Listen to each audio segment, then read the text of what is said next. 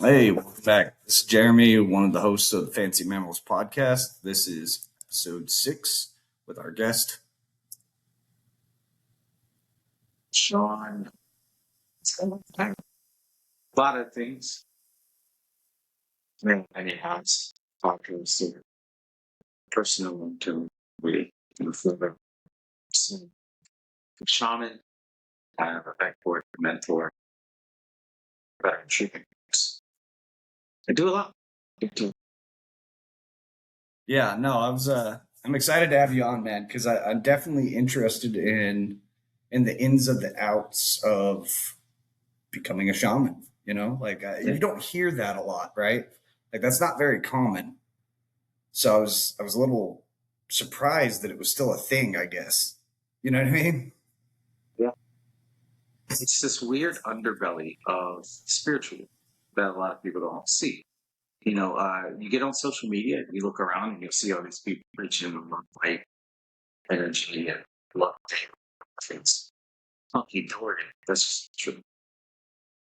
One of the things that really bugs me is when we talk about the good things spiritually. We talk about going outside trees, seeing the sky, seeing just right. You feel the humility. Talk. Politics. There's nothing in this life more transformation or pain or and I have a lifetime of pain. So I'm a really big advocate on share your story, but share it. Share all the stuff, the good and the bad, because you wouldn't be here without that. Yeah, no, and that was, I mean, that's the purpose behind my book, right? Is like Yeah. the first couple of chapters in my book, like I come off as kind of an asshole. And I mean, if we're being honest, I was kind of an asshole. Like I did a lot of awful things that I'm not proud of. But if I didn't have that as the character base, like you couldn't ultimately see the growth, right? Because nobody has a 100% winning story. Like everybody's got some shit that they've been through. I mean, at least the interesting ones. Shamanism is different, and if you want to, I can share the path with you, like how I started. So one of my many things I did was podcasting. That's how you and I met, and I was running a show that I don't do anymore. And it was called Beyond the Veil. And it was a paranormal experience. You and I both highly intrigued about it. And I was running this show, and I was interviewing this lady named her. And there was just something about her that clicked with me. That her and I had a real strong connection right off the bat. And I wanted to dive in and figure out why that connection felt so strong. Like it wasn't like a romantic connection. It was just a really deep friendship connection. I didn't get much of the time to actually dive into that and figure out why. So after the recording, her and I got done, and she said, she gave me a few things that I didn't know. Like she was like, the great grandfather, he's been one chicken. This picture is up. Nobody would know that. And then she said, Sean, you have shamanic healing abilities. At first, I didn't know what shaman was. Like, I was like, little old me with a title, shaman. No, man, that's just. And she just kept saying it. She kept saying it, kept saying it. And then there was one day where I was checking in on her and making sure she was doing okay. She had some health complications, and she's like, I'm going to the hospital. I had surgery, and she had brain tumors. And they were going to remove the brain tumors. She's like, there's a 50% chance that I make it out. I'm telling you now, Sean, I'm making it out. And I was like, don't say that. You're going to be okay, right? Being supportive like we all are. I mean, for about a minute, I didn't say her name. And so I was like, oh, she was just recovering from the surgery. And I saw her name. Went back in. And listen, good to see you back. I'm feeling I got was this English. She didn't make notes for third. Before she passed, the last thing that she said to me was, Sean, you're going to need to look for your teacher, but don't go searching for your teacher. Your teacher will find you, at least first. I still didn't believe when she didn't respond to the message. They clicked and it was doing this foot. This has to be on purpose. Somebody saw something in me that I didn't see in myself and kind of put me in this place. This is dedicated. And so for a while, I didn't look for a teacher at all. As a matter of fact, it wasn't until after the first teacher I started. But when I'm not a reader, I fucking hate reading. Readings.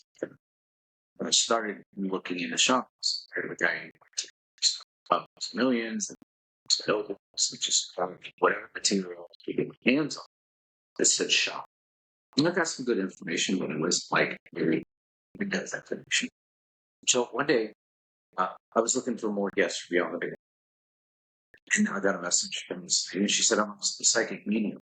I'd like to share my story. And I was like, okay, that's cool. But like, I've had psychic mediums. What differentiates you from me? She said, like you said, I was like, ears perked up because you don't ever hear that. Nobody else comes out to tell me. I said, okay. And the next words out of her mouth were, I teach classes. And to me, that was Megan just nudging me in that direction. And I said, okay. She offered, she did a free 3-day course, just basic logging. It's like, yeah, dude. All right. And within 30 seconds, being in that first class, I made me hand up. It didn't. So it was something great. But it wasn't shamanism, especially like what I know. It was more life coaching. It was shadow work, which was great. I mean, like it great served its purpose, but it wasn't labeled the way that it was, or it wasn't. It didn't have the benefit. So it really bothered me. But I started working with some healers in the area, specifically 3 other scientists who healer and just great. They really opened my eyes. Now I was a fucking skeptic at first. But every single time each one got how biased brain was, how awake I was in that. So I went and I did this class and I was working with the other healers and I just realized how much I didn't know, how much I needed to know. So I started searching up last year. I was like, okay, I need to find a shamanic institute or something. I need to know. I don't know fucking. So I Googled, shamanic healing institutes in the country in the United States. Because traditionally people would travel to Peru to get the training. Or we would travel to, other places to get the training. And they would have to stay and receive rights, and it's a lot of money that I just. So I looked up online, and it just so happened that there was a teacher in Annapolis, and Annapolis is an hour away from me. So I was like, what are the odds? Like that is that close. So we got in contact with the teacher, and him and I started talking, and that first phone call was an hour long. At the end of it, he was like, wow, thank you. And this is going to be awesome. And so for the last year, I dedicated my life, at least part of it, to learning shamanism. Every week I was doing classes. And it was crazy because you can go to a class or a course and get what you need to get out of it. And then go to a course where it's spirit-led. Your spirit, your energy, your soul is experiencing something very familiar. And that's what's happening to me. Because I was experiencing something very familiar to me that I couldn't comprehend up here. I could comprehend in my spirit, soul, and heart. I couldn't comprehend in my brain what was actually happening. But every single time that I would go into a class, I would have experienced what we're going to talk about in the class. And I didn't know what we were going to the next one. It would only be by pure happenstance. My teacher gave you have an update, and I would just give them the update. And it's like funny because that's what I'm talking about this. It blew me away. Now my teacher is great. I love that man to death, and for many reasons, not just because he taught me what I, taught me ceremonies and rituals, ways and madness. But from the moment that I heard his voice, the moment that I met him, he was inspiring. Like to a T. If my grandfather had long hair, they would be twins. But my teacher went to Peru, learned down in Peru, multiple courses in the States.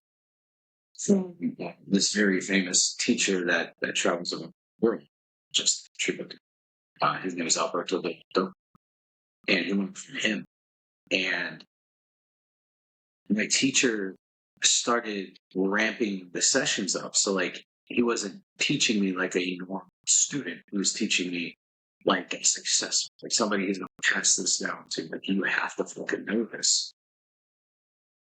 And it was weird because he didn't say that. I didn't say that. But it was the way he was teaching me versus how he was explaining to me. And so within the first session, I received all of the rights to practice. So you can't do anything without receiving the rights. You could call yourself a shamanic healer, and that's about like or medicine man, medicine woman, or company feel doing that. But that's where that would start. Once you finish the course and finish that bit of training, you're now a medicine man, medicine woman, or shamanic healer, because you haven't been gifted the right shaman. And so we get into my second course, which was at the beginning of this year, or the end of last year, beginning of this year. And I took a transition period because it was Christmas time. My teacher was going to do his thing.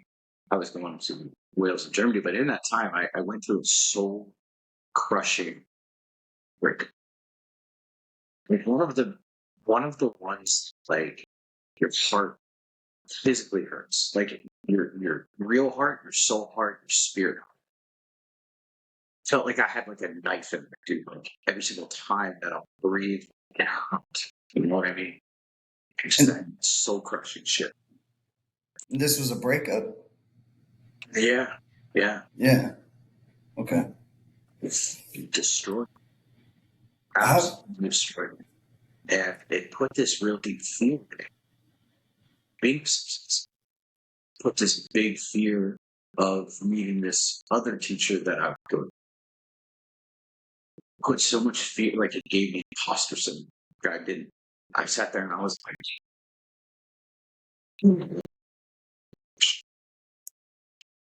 just to mention was I. And then through that second class, right, through the first class, teacher was like, I want to give you a chance to do your thing. So I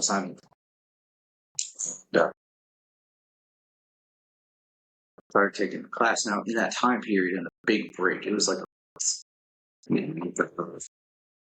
can do a ton of divination, which is part of my job. Right, as a shaman, it's divination, but we do divination different, right? Like, so typically, when people think of divination, they think of tarot cards, they think of rune sets, they think of palm reading, tea reading. But we do things a whole lot different, especially when it comes to the Peruvian learning. We use rocks. And so what we do is we tap into the essence of the rock. We believe in animism, so we believe in everything. It's life, everything is stable. Yeah, computers are honest.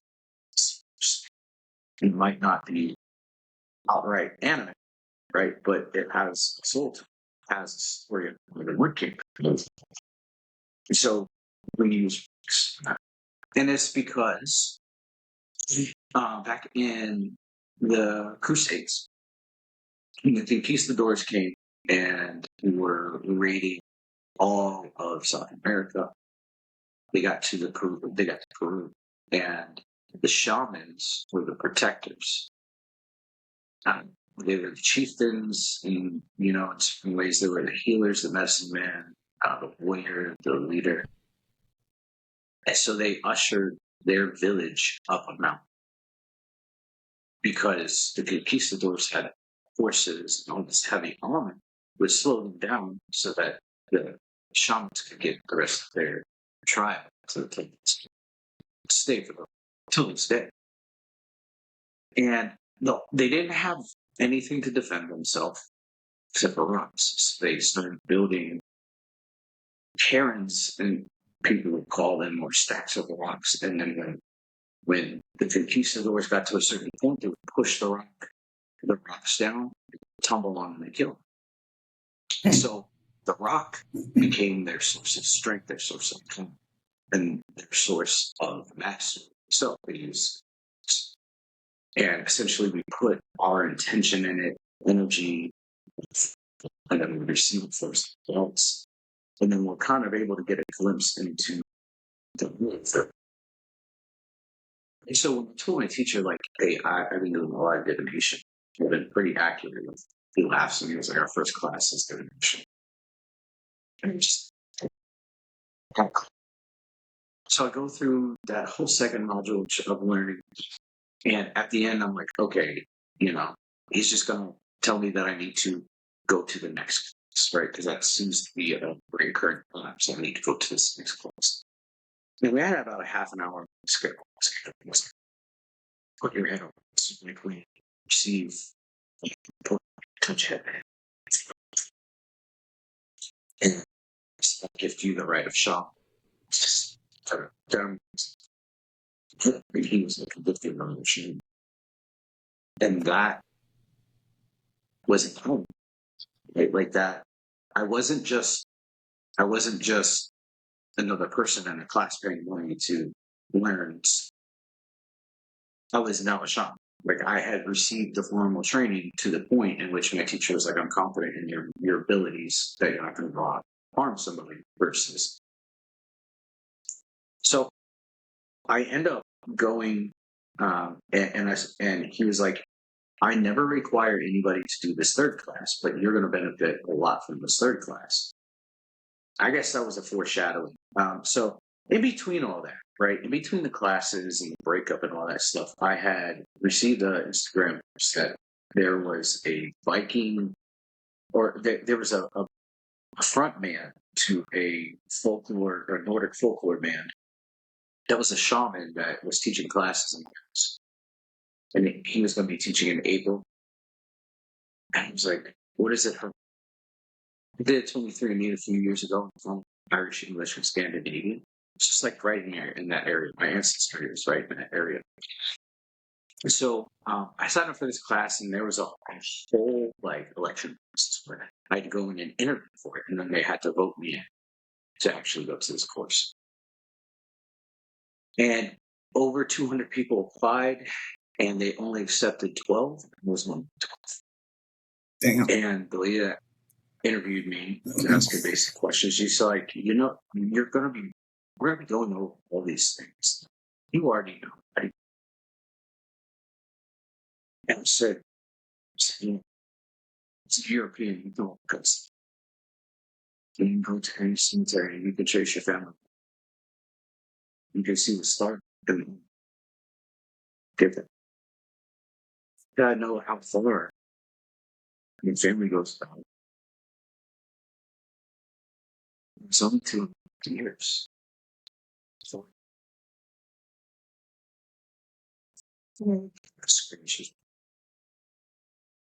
she just felt at that point, the one thing I was missing was connection to the basis. And I urge everybody, and I know that this is feasible, people can find out your wounds is now your family.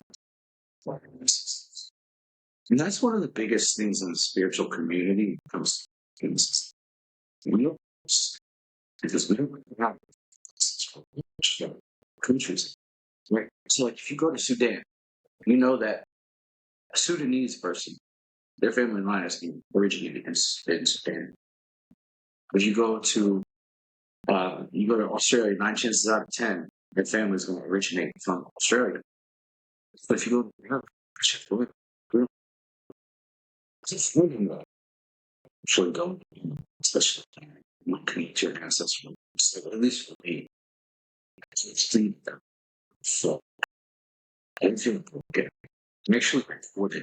And it was this crazy experience. So I got accepted into this class to go with us. And it's absolutely beautiful. It's called K-Man.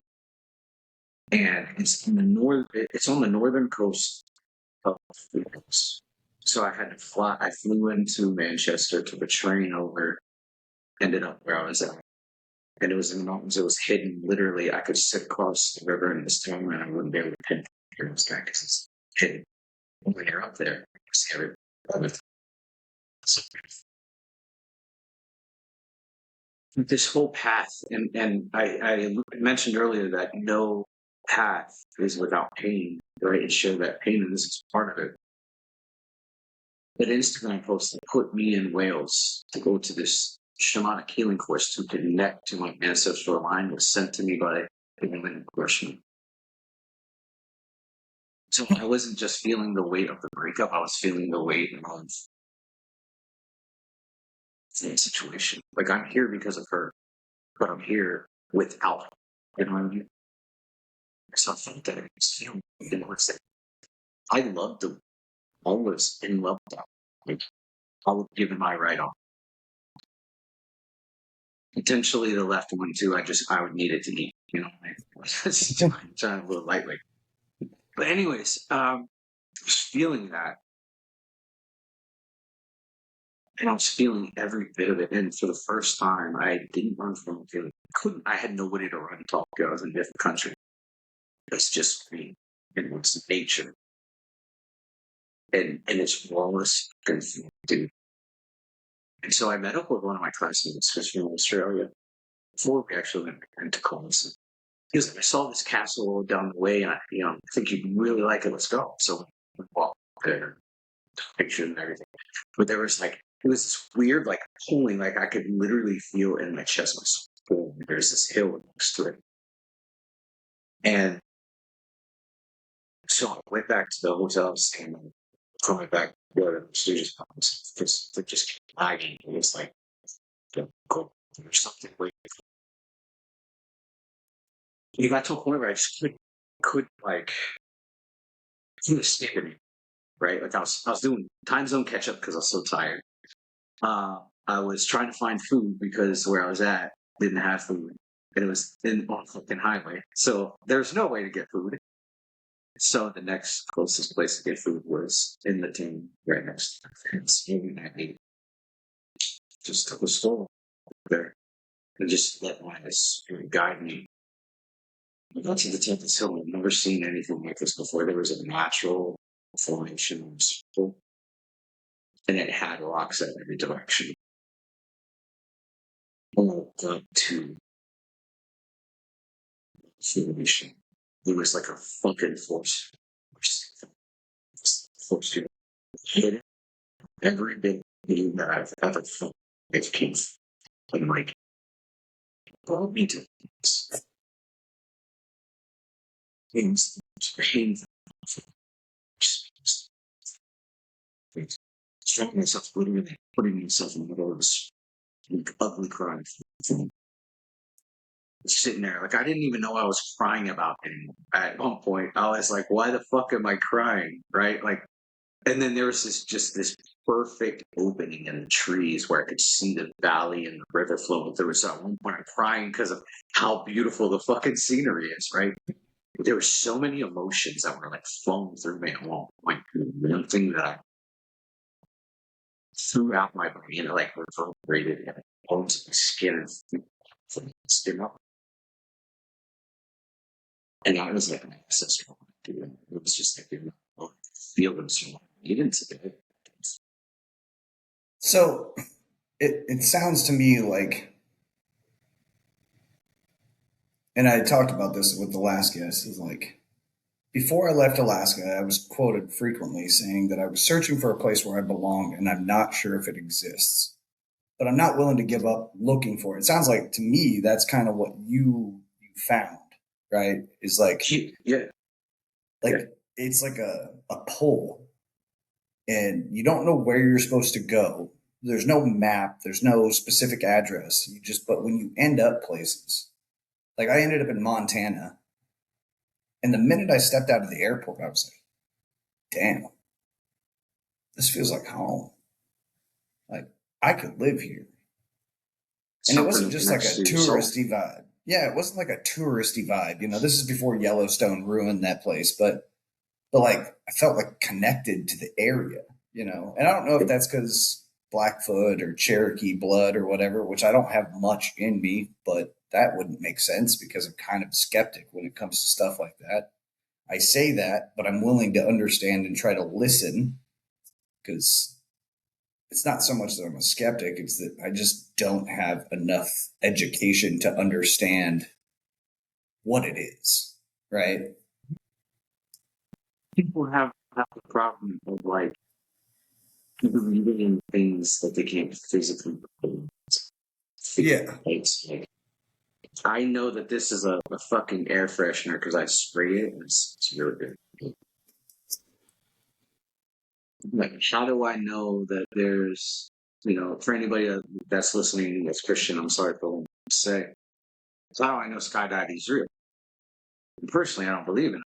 But if I was a Christian, it'd be like, I know the feeling that I feel when I'm in the presence of people that believe it. Right. I know how I feel when I do for others. When I'm a kind human being, or I offer somebody, or somebody comes to me and gives me that grace, right? And that's that tangible. It's like, it's feeling. Like I had my experiences in my own healing sessions on myself. They like absolutely knocked down the door of whatever. And it made me question everything. Like, I didn't believe that we were energy. I thought we were just flesh, bones, blood, and maybe some teeth, But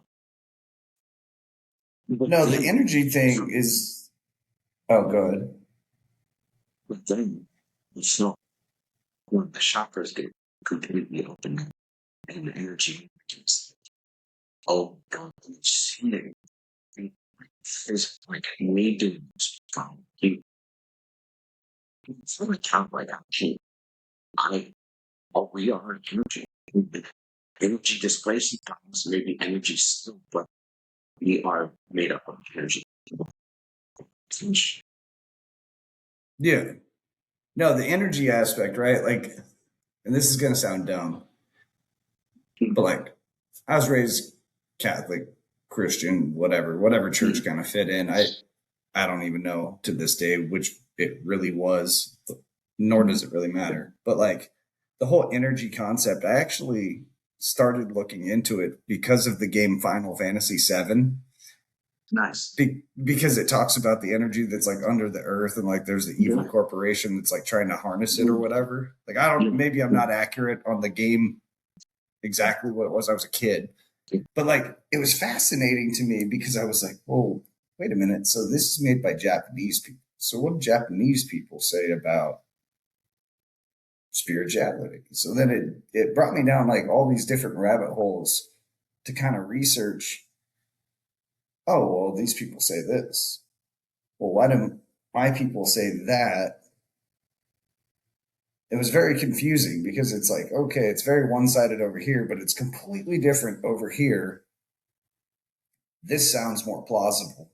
This sounds less violent, hostile, judgmental, whatever, additional hashtags you want to throw on that. But that was my big hang up was, I think I was like 15 at the time. And in the church that we went to, it was like, we would go Wednesdays and Sundays. And one of the ladies was like, oh, well, if you guys aren't going to donate to the church, you can't come to the potluck anymore, you know? And I was like, all right, I'm done with religion. This is not for me. Like, I'm a kid, first off, you know, take that up with my mom, I guess. Question mark. I don't know. I'm just here because she said I had to come here. But that was kind of what started the whole looking out of, you know, what else is out there, right? Like, you mentioned shadow work. I'm going to be honest, I have no clue what that is. Can you explain what shadow work means? I've heard it a million times. I just thought it was like a TikTok grift kind of thing that, like, I hate what social media has done to the healing sphere. And I'm just gonna say that. And one of those things is shadow work because people don't really know how it actually works. So shadow work involves talking to your younger self, like younger versions of yourself that traumatized yourself because of what happened. Right. So it could be like for me, one of my big things was a big around love. One of the things in the shadow work that I did was ask it what it needed, to feel loved and valued, appreciated, and told me to do that for it. What shadow work is confronting those younger versions of yourself that react, that show up in bad times. Yeah, so like a lot of the times we respond to what we feel is natural. So like if you like let's say for instance yesterday, I almost got sideswiped. A lot of the work that I've done around myself and how I respond and how I show up for people involves parts of me that were angry. That anger, there's things below that. There's feelings and emotions below that. The anger is just right there. Right. So then it brings up, okay, well, if I got angry at this person who potentially sideswiped me, why did I get angry? It was fear. Right? It was fear of things that I had seen happen in the past or witnessed on social media. That's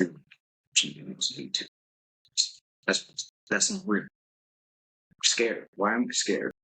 I'm scared that I'm going to that's the other person. I never be seriously injured. And then it just goes deeper, right? Shadow work goes into experiences in which you feel like your younger child is like fucking wounded. Right? It's about going into that wounded area of yourself, talking and communicating with your younger self. And this is where people fuck it up.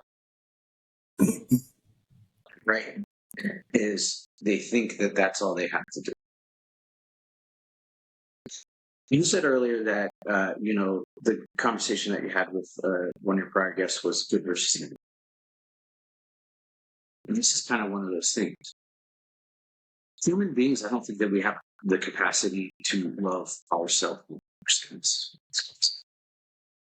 It's because when we dive into shadow work, to child work ourselves, people don't incorporate their shadow. They don't integrate their shadow.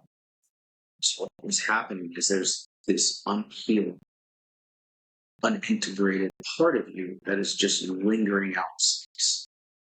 And what's happening in your real life is you're running the same cycle over and over a different person. And no matter how much you try to break that cycle, you can't. It'll just show up in a different form, a different person. So what you're doing in that shadow work is you're taking that unhealed version of you and you're loving it to the point where you bring it into yourself and harness it within yourself. Yeah, no, all right, so that makes a lot more sense because with the last guest, I had talked about like inside of the first year of sobriety, right? Like I organized all of the things that I had written for the book. I went through it repeatedly. There was a lot of really toxic and hateful shit in there because I was drunk most of the time when I wrote this shit. So, like, I had to get rid of that, right? Because, like, that didn't represent who I wanted to be, right? But I felt like once I wrote down all of this stuff, right? Presumably the worst shit that I've ever done in my entire life, right? In the first version of the book, I really didn't give myself any credit for anything whatsoever. Yeah. Like, there might have been some comical moments in there, but for the most part, I was so critical of the person that I was because I was so damaged, right? And I was carrying around all this weight for forever. Yeah. And I didn't realize that by carrying that weight around, first off, it exhausts you. Eventually, you're just like mentally and physically drained. And it's not even a tangible object. We're not talking about CrossFit here. We're talking about just mental weight of just regret, whatever it may be, you know? And it was crazy that once I wrote it out, like I actually felt better. And I published the first version and I got some mixed reviews, which was, I got reviews, but I got like some mixed comments on it. Like, oh, I never really thought that that's what you thought of our friendship, or, you know what I mean? And I was like, well, it's not that I didn't believe we were friends. We were buddies, you know, but like, I never had a connection with like a lot of these people, right? Like, I knew you, I knew your name, we hung out, but you know, like there wasn't like this It weird, doesn't go past that. yeah, like I had bonds with people, a couple of them, you know, that I talk about in the book, like they're dead, unfortunately. And then, you know, one of them in particular, like I found out later that it's a high probability that he actually broke into my house and stole shit. So it was like, now I'm faced with this, like, well, shit, do I still mourn this person? Or do I forgive him for being sick and making a poor choice? Because in addiction, like, I don't think he meant anything by it, but if you're an addict, like, yeah, it doesn't really matter. Like a mark is a mark, you know? So it was weird. It was kind of strange. But then I got a call from this girl that, she was actually the wife of a buddy of ours from back in the day. And she was actually involved in a really bad skiing accident. And she calls me up and she's like, I can't believe you didn't tell my story. I'm like, what are you talking about? Like, she's like, when I almost died while we were skiing and you saved my life. I'm like, what? She's like, yeah, I tell my daughters to this day that you're my hero. And without you, like, I wouldn't have lived. And I'm like, oh, first off, whoa, hero, come on. Like, dial that shit back. Yeah, you know what I mean? Like, that's some big shoes to wear. But then I got to thinking about it and I was like, wow, I am so fucking critical in this first version. And there are these moments where like I came in clutch for somebody. And if I hadn't have been there, you know, so I had to rewrite because my dad died too. And I wanted to, because there's a part in there, there's a chapter called Warriors, Not Wieners. And it's all about my dad and tells the story about how he slapped a bear. So I had to follow that chapter up with how do you say goodbye to the man that slaps bears, right? I mean, that's a hard thing to say goodbye to. But I added her story in there because I thought about it. And I'm like, I go back to that day because I'd forgot about it. Years of drugs and alcohol, you know, you forget about shit like that, unfortunately. But then as I'm writing it, like I put myself back in the moment and I'm like, holy shit, dude, you were an irresponsible drunk. And for whatever reason, the universe was like, you'll do. We're going to put you right here. And for whatever reason, I was totally cool with it. Like, I had almost no training whatsoever. But it was like, you'll do. You'll do. You know, like, and it's just crazy how these things just kind of happen seemingly randomly, right? But then they lead you down these whole different roads and you're like, holy shit. You had that experience to see if you reshape your life or not. Right. Well, and that was the thing is like, I was never particularly mean to her. I was never particularly nice to her. You know, I frequently called her annoying. I'd make up little pet names for her, you know what I mean? But she was funny. She was a part of our gang, you know, of our misfits. But when she was hurt, I was like, oh, fuck no. Like, you're not going to kill one of us. Like, that's not cool. Sister. Yeah, you know, like I'm cool with somebody, you know, getting injured, but not killed. Yeah. Like, you can't kill one of us off. Yeah. And it was weird because, like, it in that moment, like, that was probably the most human thing that I had done in a long time. And I completely forgot about it because I had, you know, it was several years after that before I got sober, but I'd gotten so used to just living and kind of existing and just pretending that I was fine that it was easy to forget about the things that I actually did right. So it was weird, you know, to have to relive these stories and rewrite them out. And it was like, oh, okay, wait a minute. You know, like, you went from being this lost asshole to, okay, now there's something here. You know, here's the crazy thing, man, is like as humans, we are so critical of ourselves. I could give somebody a homework assignment and say, I want you to write down 100 things that you did that were good in your life. And then struggle, fucking struggle, past 5. But you say, I want you to write down one bad thing you did. And there's a laundry list. Which one? Because our brains are so functioned to look at the negative and then search for the positive. And so, I mean, I even do it too. You know, I've recently stopped talking bad about myself, like comments. It's like, oh, I'm a fat piece of shit. Because all I'm doing is being this. That was a lesson I learned actually last year. It's crazy. I put it on TikTok and I made it on Facebook. But I have 3 rose bushes in my front yard. And I did a little experiment to see. I've seen this. Yeah.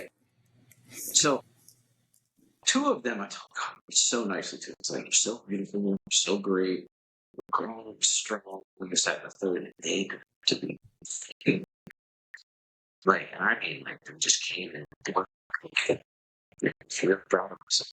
3rd, which had the most sunlight, that I gave the most water to, most your piece of shit. You're fingers. So I had to go in the stakes and like in the ground in the same times things because it would just fall. And that's like us, like human beings. And it's just in nature. If you eat it down, it they don't they'll stump the girls. But if you enrich it and you give it life and breathe life into it, it's still things. It's not common. It's a beautiful thing. And that's you know, I believe in the power of the word, right? Like our spoken word, what we say, we manifest it, you know. And if you can go to this, it's just like how you do it, right? Like, and prime example is on my first implement, his buddy was named Sergio. He was a canon, or not canon, but he was mortar. I was an observer. I used to party a lot with him in Italy, their station there. We were at the same base, and every single day this man came to me and said, I'm not going to make him die. At first, I joked around about it because we all, every one of us was like, but then his tone started changing. And it went from joking to telling him we're going to die. 2 weeks before he was supposed to go home, he was part of the biggest mass casualty.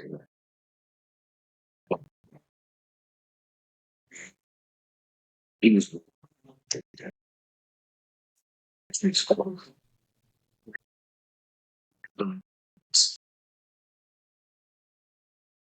That's my biggest story. Wow.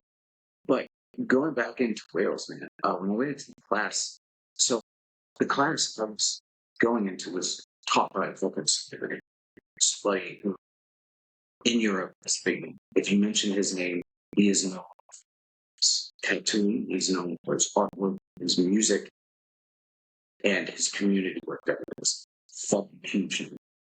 So and I watched a bunch of interviews with him. And he presented them stoic. They're just like, flat, flat. So we get to this camp and we were told like, hey, don't fangirl, which I didn't really listen to his music a lot. Just because there's another band that I like listen to his music. So I didn't really have a deep connection to him. And I brought some fire cider that I make with me as a gift for him, a gift for everybody in class. And he was very still, very quiet. He walks in, he's tatted up from back of the neck all the way down, his body, his hands, fingertips, all that shit. He's got piercings all over the fucking place. He walks in, and we're all getting ready for dinner, and everybody had sat down and eat. I'm sitting next to him, and he goes, so it's real quiet, timid voice. He's like, so did everybody bow their heads and pray to the baby Jesus. And a thick German accent. This guy's pagan. Heavy. They're educated. Super pagan. Everybody just kind of just turned and looked at him. And some of the people that were sitting down kind of looked like this. This is the tone. Some show his humanity, which is awesome because somebody of like that stature doesn't come around and treat other people like humans. You know what I mean? Like you're not going to see fucking Fred Durst come out in the crowd and just James Happy. They're not. We had this very human genius. Well, which was great. It's got to learn under him. There was a real deep fear set in what I talked about earlier. And it was from my ex. She said, you're not a real shaman. And when you go to Wales, Kai, teacher, is going to rip you apart. We're going to see you 30 years ago. So I had this real big fear in my heart to this man, to just engage with him. But he said something in one of the classes. Sessions. He was like, I'm not a shaman, shamanic healer. I wasn't, given the right machine.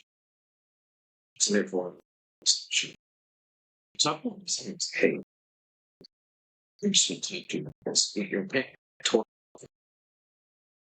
He just kind of looked at me and he was like, you mean gifted the rights? I was like, yeah. He was like, who's your teacher? I told him. And he was like, who's his teacher? And I told him, you're shaman, dude. Did anybody tell you? And to hear that and get that affirmation from somebody that actually practices outside of my teacher that knows me very, to hear that from him,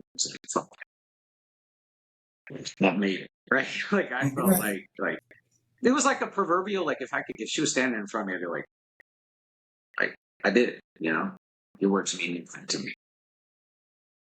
No, it was funny. So go ahead. No, go ahead. I'll pick up after. Go ahead. It's funny you say that because like one of the first podcasts I was on was with a buddy of mine. We worked in the wash bay together, and he has a sports podcast, but he brought me on as a guest to talk about the book. This is the early version. Mm-hmm. And like the tail end of his podcast, I was like, I gave a shout out to my 9th grade English teacher because she questioned if I could even read or write, like, and embarrassed me in front of this whole class. Right. And this was something that like stuck with me for a long time, but now I'm a published author. So I just made sure that I was like, oh, fuck you, Miss Rhodes. Look at me. I'm an author. What are you doing? Like, she's probably dead by now. So it's probably pointless, but it was still funny. Yeah. So talking and pulling him aside and actually having that conversation, like boosting fucking confidence. Sounds weird. But it's like giving me an English. But we went into the class and it was everything that I've already known, but it was in the Nordic tradition. So it's my ancestry, my heritage, my language. And through the training, I'm connecting to my ancestors, even across the river and everything that was amped me up. But we went into this. There's a thing that we do as shamans called shamanic journey. And it is when we put ourselves in a trance-like state, and it can be all natural or it can be assisted by subjects. DMT, ayahuasca, peyote, wherever you go. I'll be my own natural. And we go into this realm of existence that is different, right? Like you have 3 separate worlds. You've got the middle. Each one has one function. And from shamanic journey, you can really start to do work with your clients that they're doing on themselves. For instance, with their ceremony and ritual, we go into a trance or journey and can journey to help retrieve a piece of somebody's soul that they've lost. It's taken from them. You know, sexual trauma, child trauma. So go retrieve that, bring it back, and gift it back to and gift the healing back into it. So I've done this so many times. Never had a problem. You always start out at a location that's familiar to you that gives you the most peace. Me, that was the spot we shared with us. And it's out in the middle of nowhere in Pennsylvania, in a parking lot, on a hunting ground, and it's surrounded by fucking forestry. It's beautiful. I had a lot of crazy experiences we shared with anybody that didn't understand this interest in it. But there's this little pond there, and my jump off point to get there, get to my tunnel and down is there. So I travel spiritually to that place. But Pi was like, I want you to just observe everything. I've been there many times, but this time it dumped me out of the other side. Like the other side where I had to put for doing. I sat there and saw it's just overwhelming sense of betrayal, hurt, pains. Not what I remember. It was mutual. So we come out of it, and he, Kai wants to hear everybody's experience, so he goes around the room and he gets to me. And like I've been fighting up the tears this time. Like I'm shaking, physically shaking from the whole back. Nobody else in the class has ever done it. I was the only one. Right? And so I'm glad that you guys all had a great experience. I'm sharing my experiences. Fucking tears came. And it was just like that heart wound again opened up. Feel the pain and hurt. I shared it with the group. And that was the most and took again. Podcast is different. Talking with guests. It just so happens that there's other people that tend to think and listen. But this is the first time in a group of people that I openly shared the deepest hurt that I felt at the time. And when y'all went great, Kai walked right to me, literally cried. It was the first tattoo artist. Threw me by the shoulders, looked at me and shared those stories. It's okay. Was even further validated, right? I explained to him why, like, it hurts on this trip only because she's saying this. Because I didn't see this. She's the reason I'm here. Just stop of work, emotions and feelings. And he just looked at me and goes, can't heal herself. I mean, she can't save herself. Can't save. He's right. So we finished the class and everything like that. It was great. Right before Kai went to leave, he walked around the circle, gave everybody a call. Got to meet him. At that point, we had some pretty extensive conversations about service, his experience going out into the woods. This man will literally, he's like, if I need to get grounded or balanced in the class that I'm going to teach, I go out to the mountains for a month with just a little bit to eat and then meditate the whole time. That is awesome. I wish I could do that. I wish I had that freedom, that liberty. I can do that. So we had like built and established this rapport, and he walks up to me, just looks at me, and he was like hand on the shoulder, looked at me dead in the eye, and was like, "Boy," hugged me, and like I hadn't felt seen. I had never felt seen. But I feel like people see the parts of me that they didn't see, the parts of them of me that they gave them a room. See me. But she was right about that he saw the and he felt the first time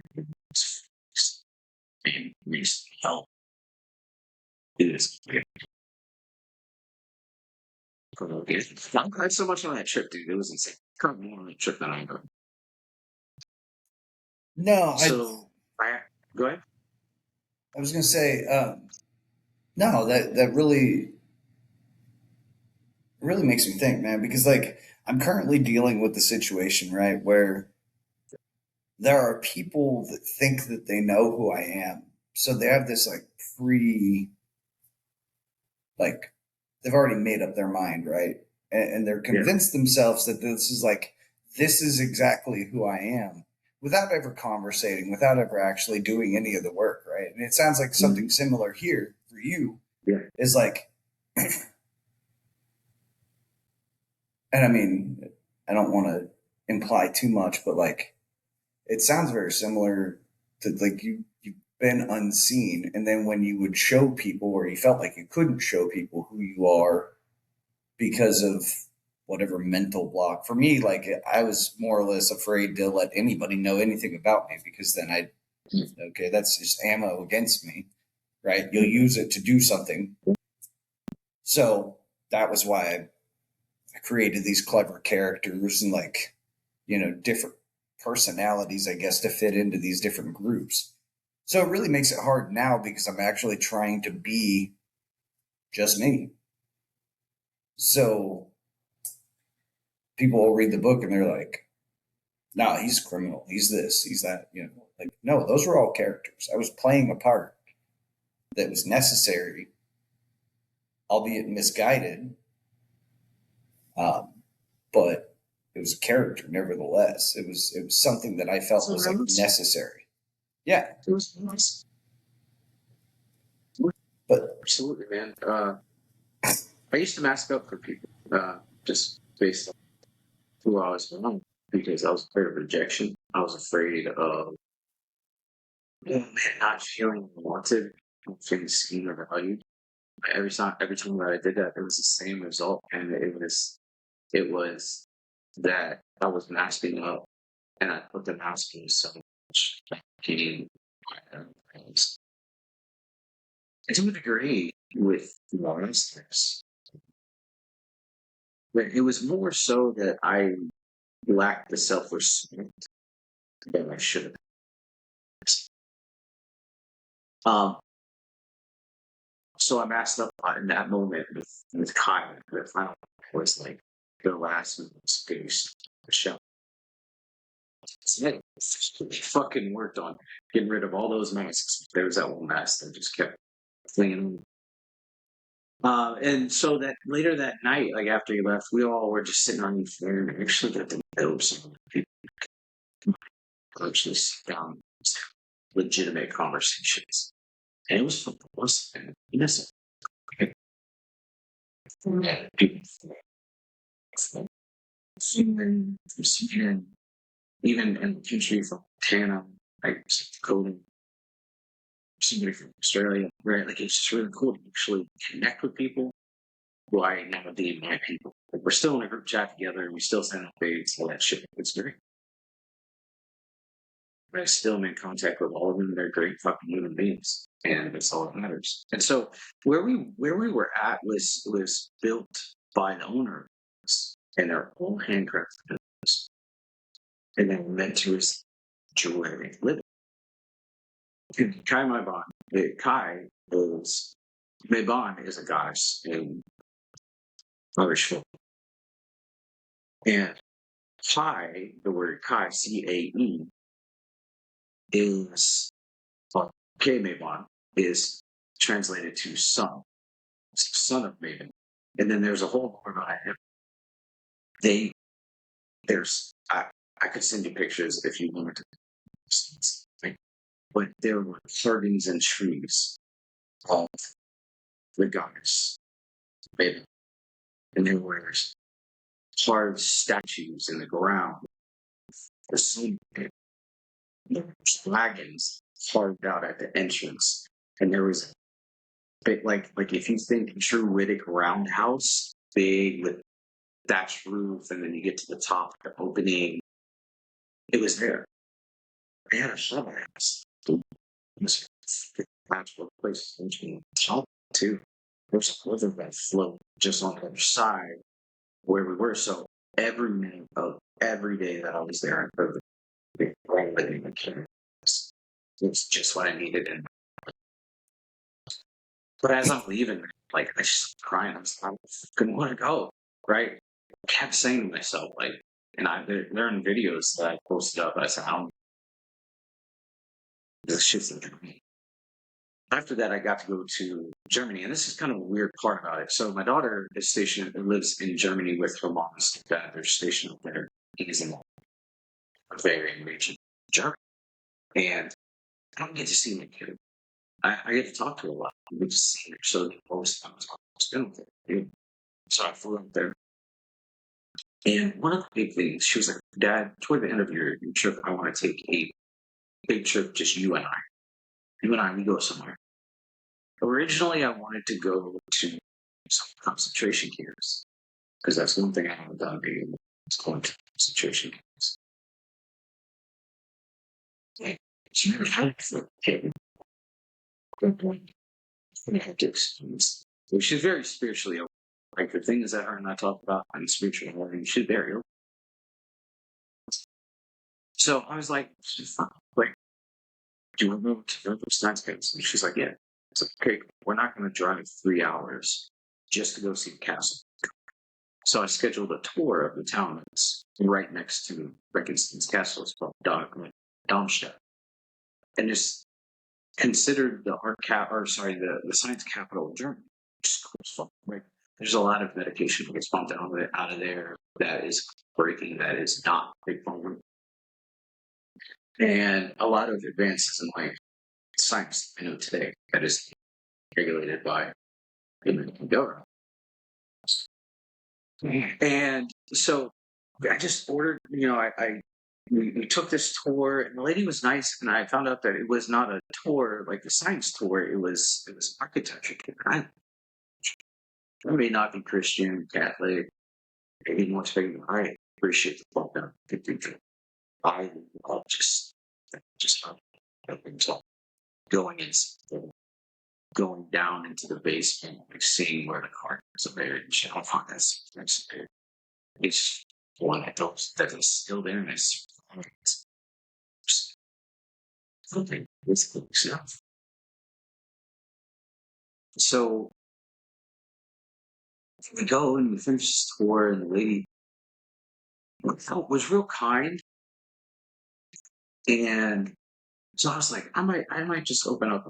And I told her about the because it's like you and I have said before. You hear the name shopper, shop, come out. I do medicines. But she's like, "Oh, I've been living a more healthy lifestyle. I only eat plant-based foods and all this." And that's awesome. She's like, "Well, what got you into that?" I was like, "Well, I'm a shaman." I told her while I was in Europe, and she was like, "I find it very interesting that you guys, use words to describe other things like the earth is called Pachamama." Inside of my teacher, I stopped and I was like, "Pachamama is the worst." She was, and she just looked at me and she was like, I'm an English to German translator. Shamans, I come to teach shamanism in German. And I was like, "Okay, for who?" And she was like, Do you know a guy by the name of Alberto Villalobos? And I verbally was like, shut the fuck up. Like, literally said that in a kind way. But I was like, I'm sorry, didn't even come off like it's like, that is my teacher's teacher. Like, how crazy does everything have to line up that I mentioned in the book before in this random town taking a kid to? Just so happens the tour guide moved away and they came back. He's an educator. He's a tour guide, a historian, and also a translator, a teacher's teacher. That doesn't. He, and then just looked at me. They experienced everything's clean. So I go back home and I'm riding this high, but I'm like, feeling this deep depression. Like, I was born with an not that I don't love the souls. Dude, this is what. And talked to one of my friends from across the Australian guy, and he was like, "Why don't you just move?" I was like, "Yeah, I'll just pack my whole life up, like all the money I don't." You know what I mean? Like that shit's feasible. Top of that, still, I literally just started doing therapy. And so I get back home and I go back to my class, and like I'm halfway done. This was like late May. I didn't share about like what this group of classes was. This was very specific ceremonies and rituals, very specific things that. And as I said before, I experienced what I'm going to go into before with great man. So backyard, putting a tree down, doing some band shit. I don't want to do. Since the first time I chased on it, I felt like a big boy. And I think putting branches to the wood chips all is shit. Take a shit. Family. So good. Something to me. With more than an hour away from me.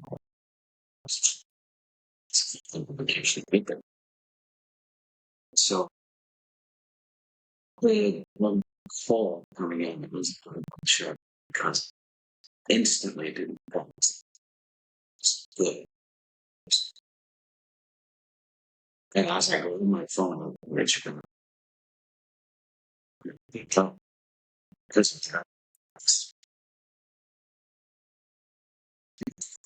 it's happening here. The man was the first to the news. Went to the dressing room. We experienced something there. Talk to my team. This has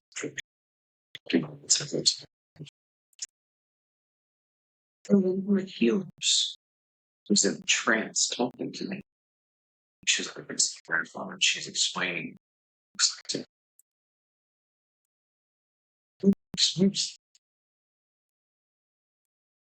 then she's ready to be forced. I don't know what to.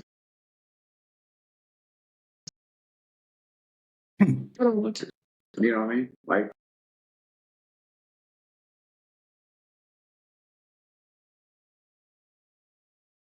I don't want to be the one that has to have that burden, you know? No, man, I get that for sure. Yeah. Fucking suck. It does. It does. Yeah.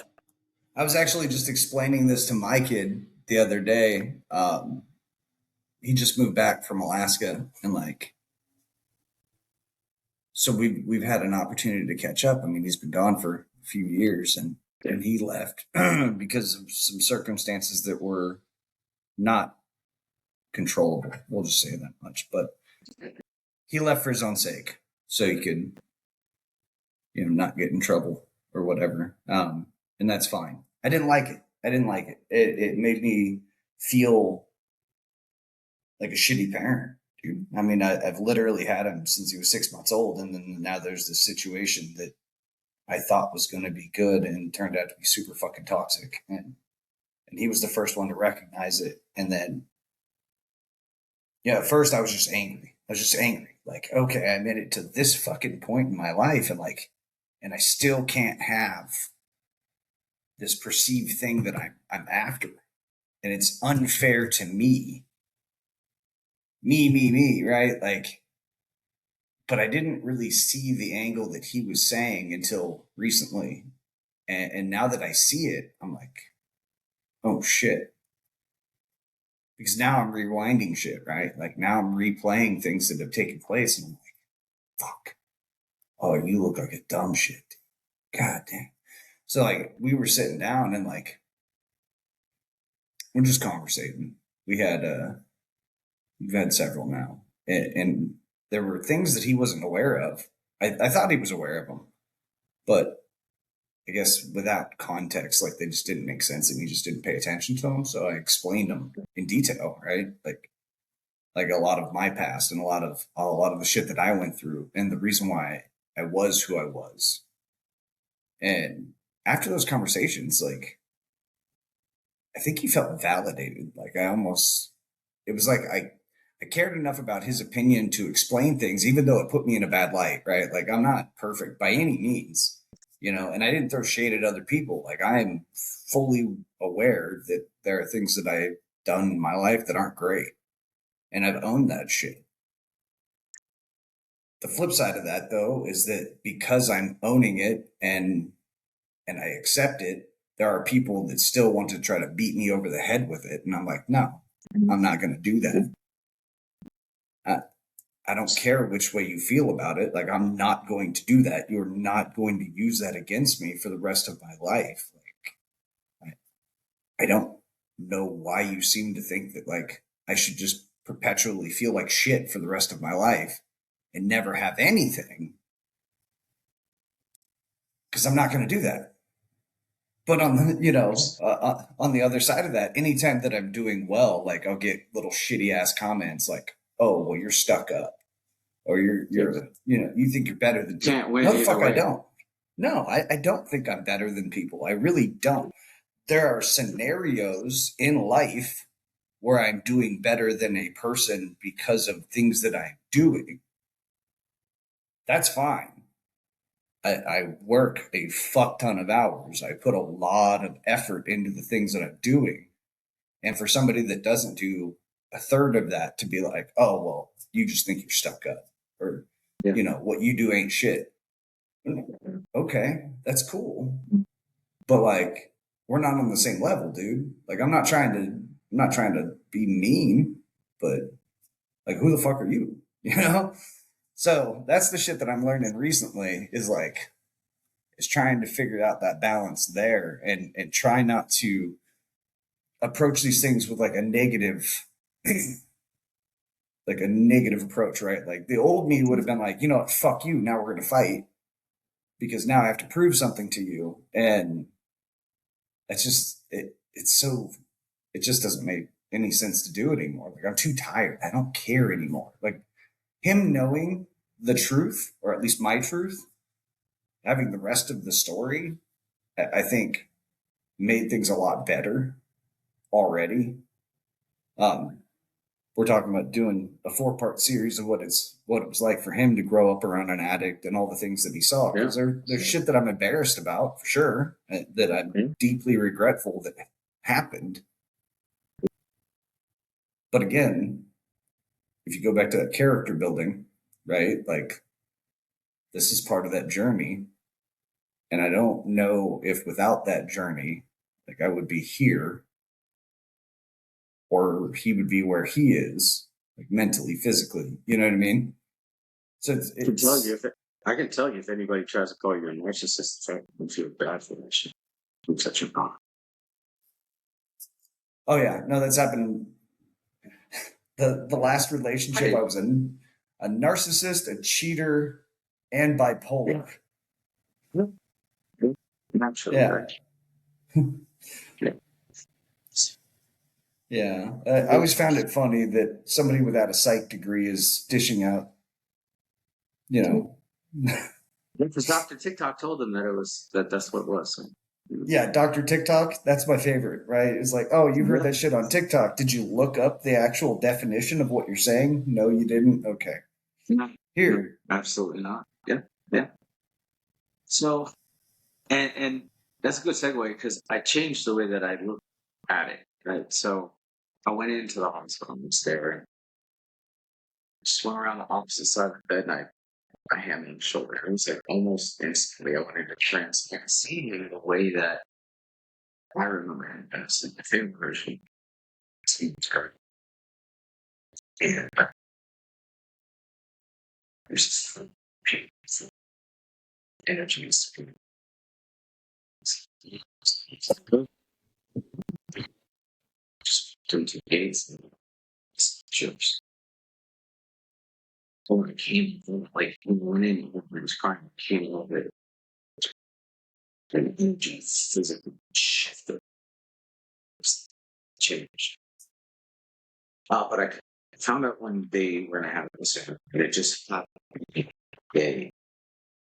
It just happened to be that one of the days that I had class with ex-colleagues. I told the teacher and I told him, like, so that's just in this case.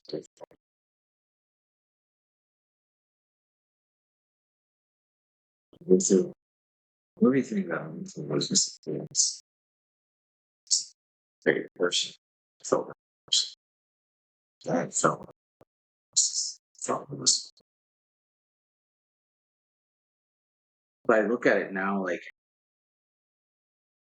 I got to do that for it, to be them. Them. I mean, doing the perception. It's not just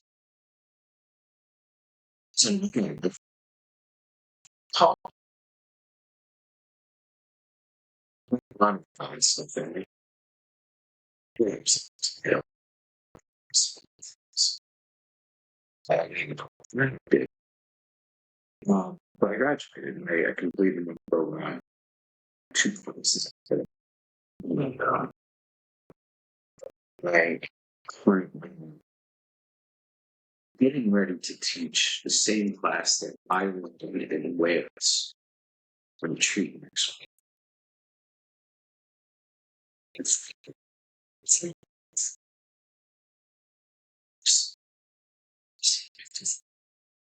it's, yesterday was a shit show on the road. So I didn't freak out on anybody, and there's things every day that I do that are true.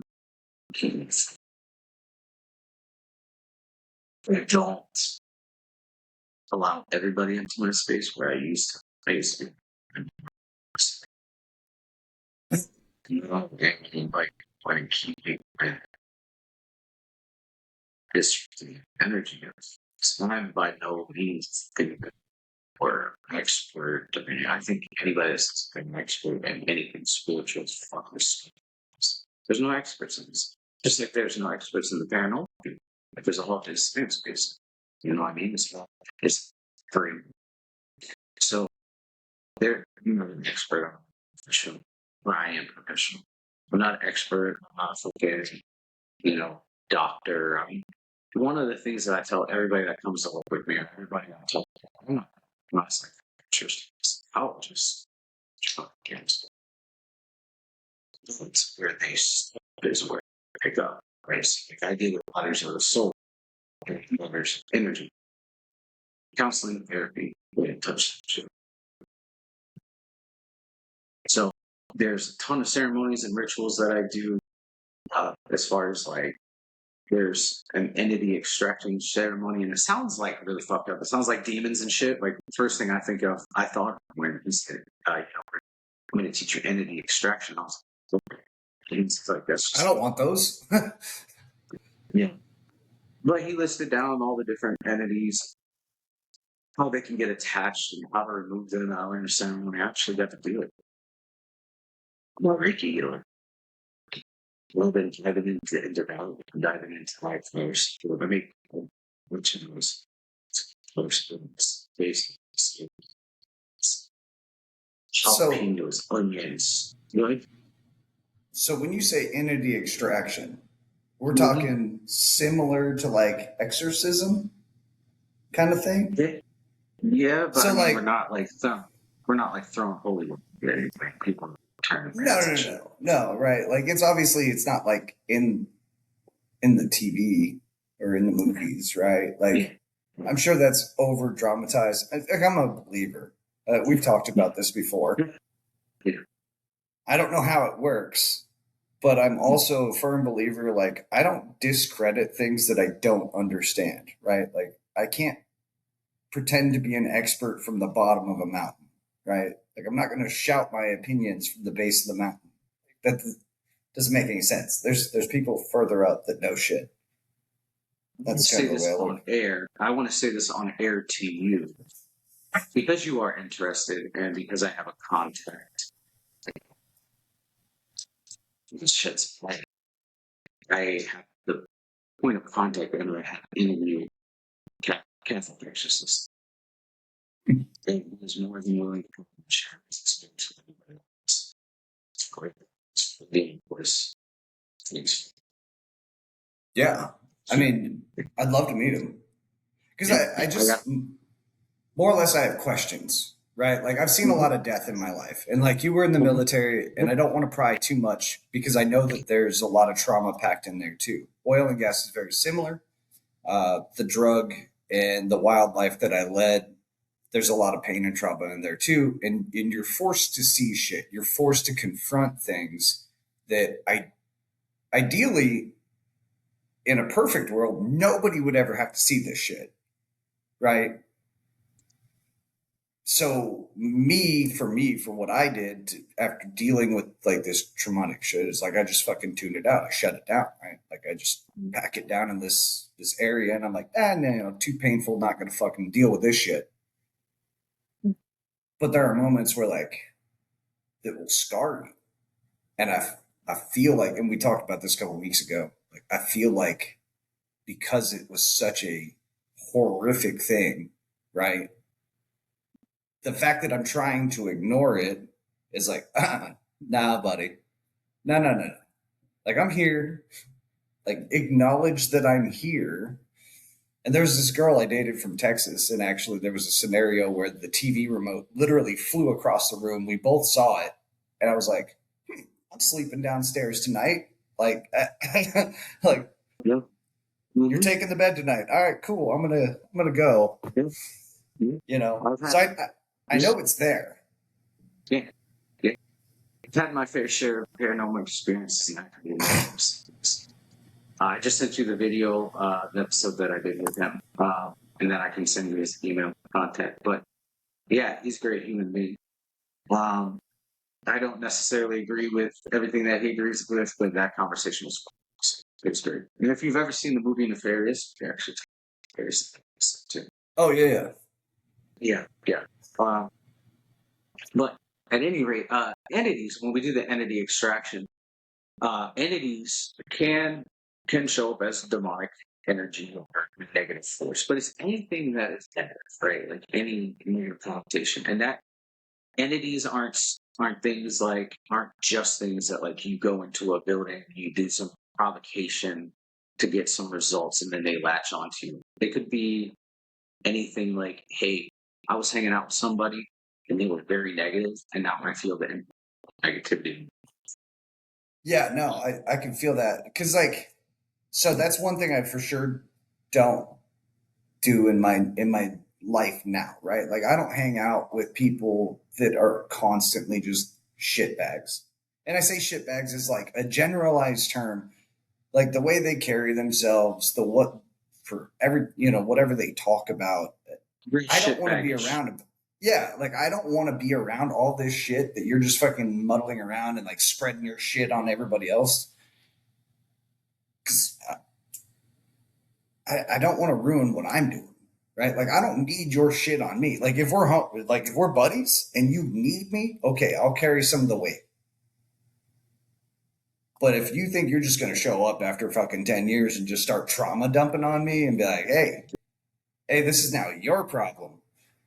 No, I can't do that.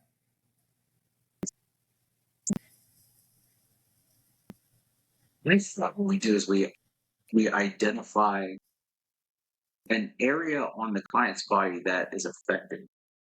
And that's important because most times with entities, especially when it comes to demonic energies or negative, forces, they'll attack part of the body.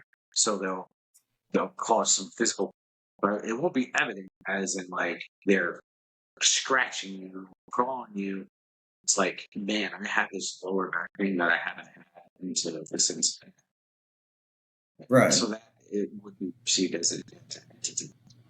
And so what I do is I take a pendulum and I go through the body and find out what is affecting them through the chakras, right? So like it's really simple because if you think about energy and it closes, you see the pendulum start to,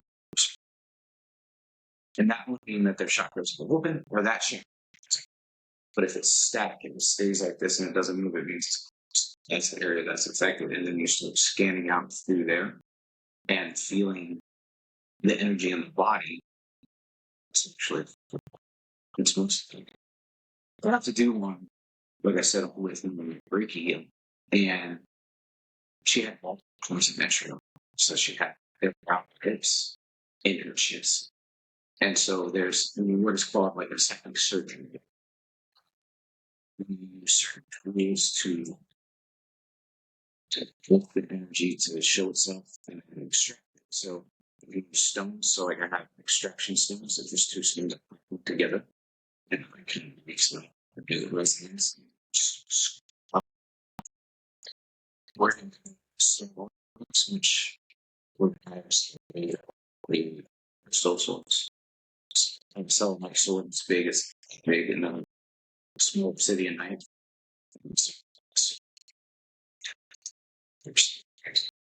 And essentially, it's like being pulling it out, cutting it out, cutting it. You can suck it out, and that sounds funny, but that's a traditional way that it was taught. But it's with a big crystal wand. So I have a smoking torch crystal wand that means big head on its tail. You suck in, and you can actually see like parts of the crystal quite sure. Well, there's many different ways that you can do it. I got to do it. That's like this. As I envisioned it, and as I'm explaining it to her, she's like, it felt like though that was always the origin, and it was because to explain it like the way it was. So she had a lot of bone pain because she has cancer. So she would have this real bad bone pain, but it would hurt even more when she was like that. The way that I envisioned it was around her hips. It would hurt with these fucking like rose vines that fit, and they were just crushing her, like squeezing her. And every time she started to move, it would tighten up. Right, so it was like causing pain. That's what I saw it. She was like, "That's how it feels. So, it's constricting." So I got to cut it out. In the moment that she stepped off the table, she was feeling the pain after that. But there's different ceremonies and rituals that we do to help things, right? So like if there's, it's called the healing drum ceremony. Essentially, you use a drum and a certain rhythm to push the energy up the body to the top of the head. I usually use that one when somebody is going through something really conflicting and like the head and the heart are talking. Just spiritual terms, right? Talk close together. Because gut kind of feeds heart and the brain, right? Like the intuition comes from the gut. The I can't remember the fucking called. Intuition, intention is in your heart, and then in your head is your imagination. Like those three things are what do a lot. So we push all that energy up to the top of the head and I let it sit there and I let all of those intrusive thoughts that people try to push away just brain it so that they can feel it and they can see it. And then I go to the other side of the table, and then I push the energy out the feet. Because you turn it out the feet, there's no machine points to the affected feet, pushes it all the way out. I've seen people get on the table and be completely fine, but like have some things that they want to do with them, and they tried so called on the table. Flying when they got off, and then this thing is called the reset line. It's like an imaginary or physical line where, and then you stomp one side, which actually confirms it, and then you just we're like, yeah, it works. And so, like, so I've seen people cross that threshold, face full of tears, and when they step down and they took that second step, all the tears was like freezing shit. And it's me. That's the thing. When a lot of humans this in these conversations is they're not doing uniform restrictions of protecting me. To my teacher, this teacher was all the way down the line. Not doing anything. What I'm more considered the doorway or the humor. So I'm using myself as a conduit in between my guides, my guardians, their guardians, and the person on the table.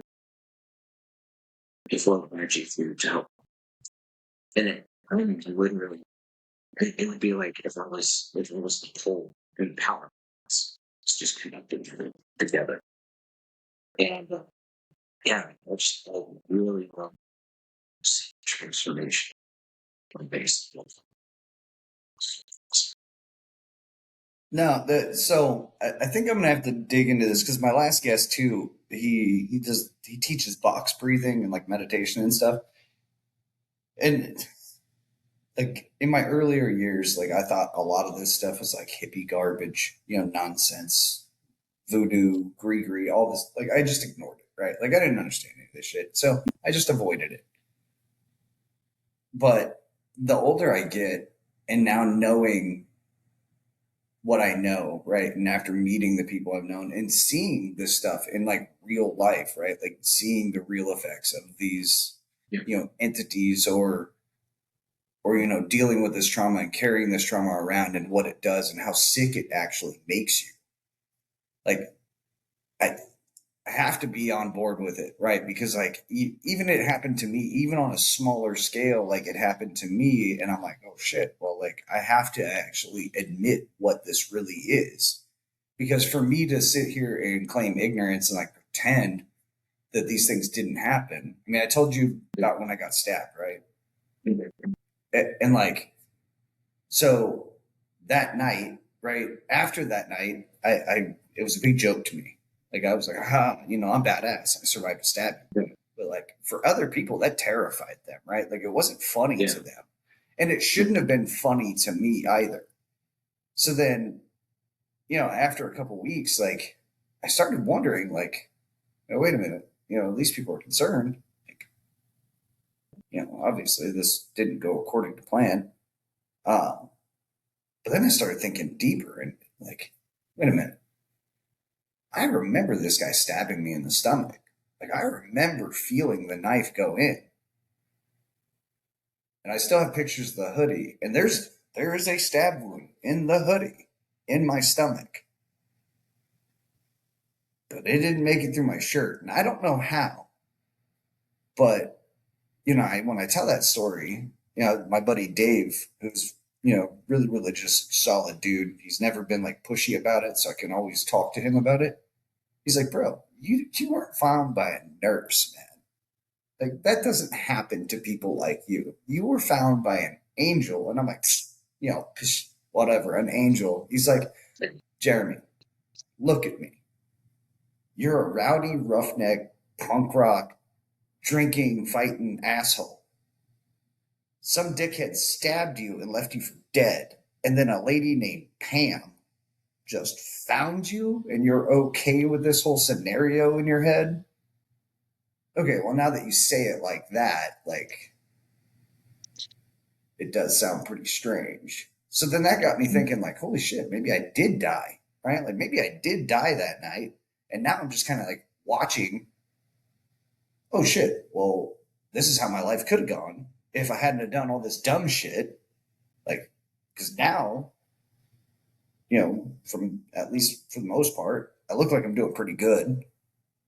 So like now I have this concern that like I am actually dead, and I'm like, oh shit, look, this is all the shit that you could have done, but you were a fucking retard. You actually died that night, so fuck you. Like now you don't get to capitalize on the rest of the shit.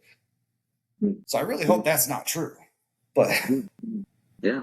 I mean, I feel that way half the time. I died when I was a kid. I drowned. Like half the time I'm walking around, I'm like, is this fucking real life? Am I really living this life, or is this just a fucking dream? Because if I wake up and I'm still in Afghanistan, I'll be pissed. Right. Like, well, it's like going through addiction, right? Like there were days where I would look in the mirror, and towards my end of my life in Alaska, like I would look in the mirror, man, and I'm hungover, I'm high as shit, whatever. I look like shit. I'm fat. I look like hell. And I don't see the person that I should see in the mirror. Like I see a monster. I see somebody that I'm not pleased with. And I don't know how to make that go away. And like from time to time, like I have to convince myself that like I've made a lot of changes, right? But from time to time, I'll look in the mirror and I'll get a glimpse of it. And I'm like, holy shit, do you still really think that you're this monster, this fucking shithead? Like stop doing that, right? Like that's not healthy. We can't go down that road again. And I don't know if that's the same for other people, or maybe I'm just not explaining it or articulating it proper enough to make it make sense, I guess, because it does sound pretty crazy and delusional when you say it out loud. I haven't always loved himself. Even to this day, and I can say that this with like full confidence, there's parts of me I don't really know or hate. Getting like identifying that and being like, dude, I don't hate myself when I see him. There's things about me. It's okay. We're on fucking works in progress, but I dare anybody to say they 100% this. And they can prove it by that mistaken things.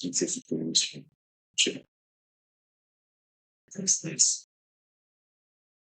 We all have things that we hate about even that person.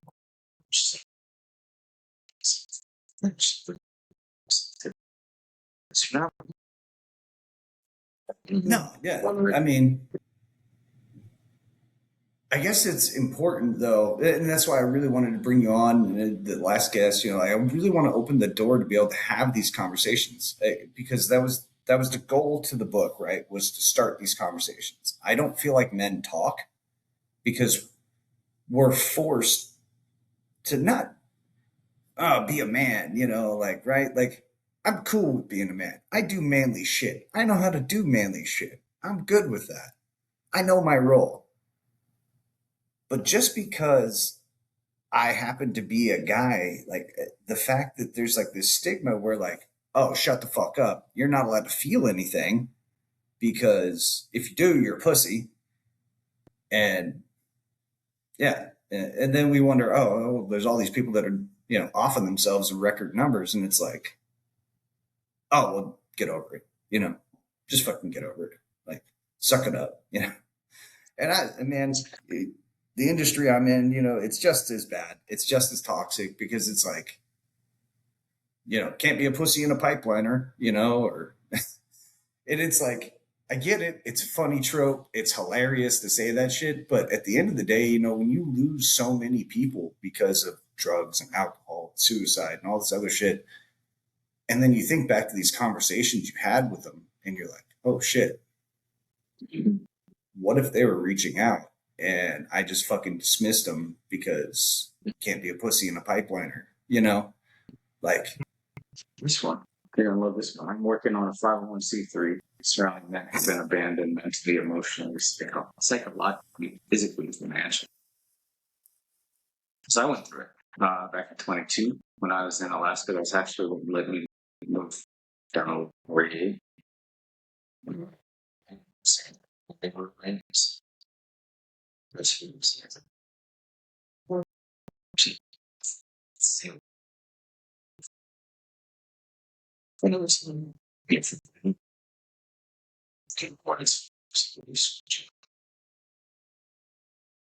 And so some of this thing was happening. It's not just for brain. People knows people racing shit happens. Previous figures. Something on 5-1-3. Get on farm street field. Teach your basics of builders, creating productive members, just giving them, introducing them to careers, not just jobs, but careers, something that they would benefit from. And, if there is a substance abuse issue, treating the substance abuse issue, but most importantly, leaving the spiritual option and for them to decide.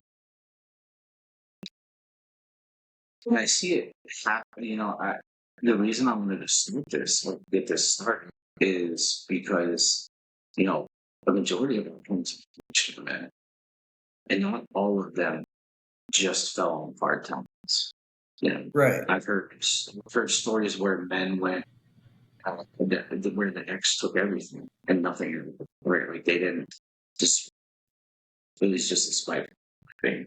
The other end of that, nobody deserves to be outcast. So, yeah, man, we'll get doing that. Well, no, and I mean, you see that a lot now, man. I actually, in my early years, man, I worked for a lot of interesting people, and I had some opportunities to work for some really great people. Like I worked for this one particular guy, and I'm not going to say his name because I don't know where he's at in life. I have no idea. I haven't had contact with him in over 20 years. But he was super successful. Started a company. Everybody wanted to work for his company because he was paying big money, big money, right? And to get in to work for his company, you had to go work at his house for shit wages because he was building this giant, beautiful house, right?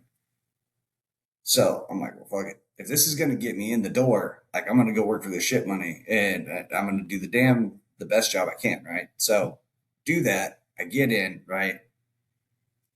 And it wasn't, but maybe a year later, like the whole company fell apart.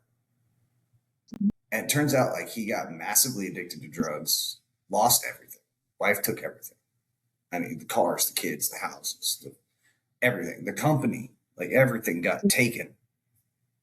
And he just vanished. But when you met this guy, like he was put together, he was clean cut, the doctors and like he was kind of a dork, really, and I was like, I'm going to work for the dork. Okay, cool, whatever, but like I respected him because he had built this like empire and then it was just gone in a year. And then nobody ever, to the best of my knowledge, nobody ever heard of him again. So it was weird to me that like it can just go so fast. But like, did he have anybody in his corner? Right? Like, because I just went through some shit down there where I just moved from. And again, I'm not going to mention names because, safety reasons. But it was easier for me to part with most of my shit and several thousands of dollars because that was the fastest exit out. You know what I mean? And this is all my shit. So it was like, dude, I'm leaving behind a lot of my shit and a lot of money. And I didn't want to do it, man. But honestly, like if I had stayed any longer, I don't know what the consequences would have been.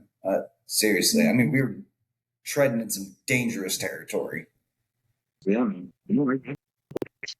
and this thing is like, help people in situations like that, and it's not. And I wanted to like say this because I've gotten this question too, because people are like, well, what about the women? I'm not diving into the. What I will say is that women have resources. Oh yeah. You know, a lot of women shelters.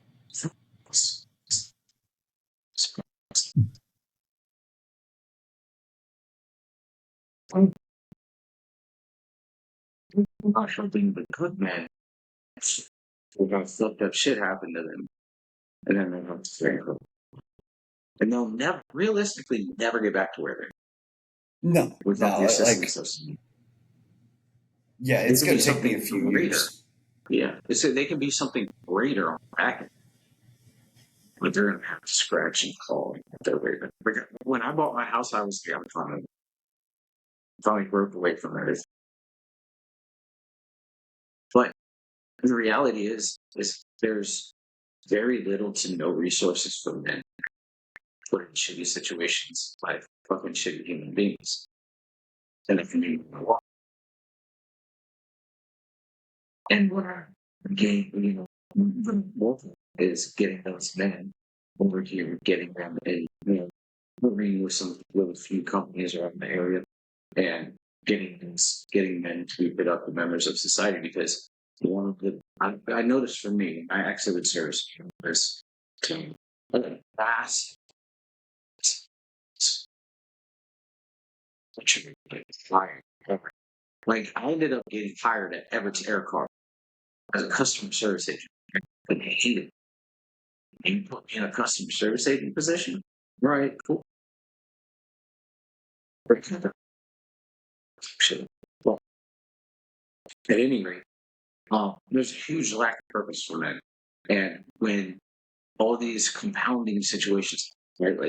Like man loses his job, he starts searching for a job, but then his wife isn't coming home till later.